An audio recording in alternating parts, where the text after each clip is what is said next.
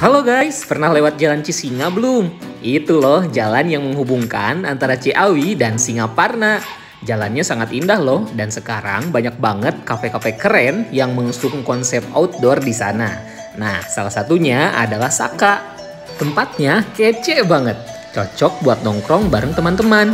Jangan lupa kalau ke sana foto-foto dan posting di Instagram ya. Nah, tempatnya juga luas loh dan berundak nih. Suasananya dingin dengan pemandangan sawah dan gunung yang sangat indah. Varian makanan dan minuman di sini juga sangat banyak loh. Jangan khawatir, harganya murah-murah, mulai 10.000 sampai 20.000 saja.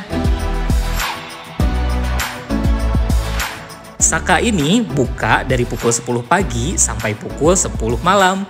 Video lengkapnya tonton di YouTube ya, di channel Duta Bakso Tasikmalaya.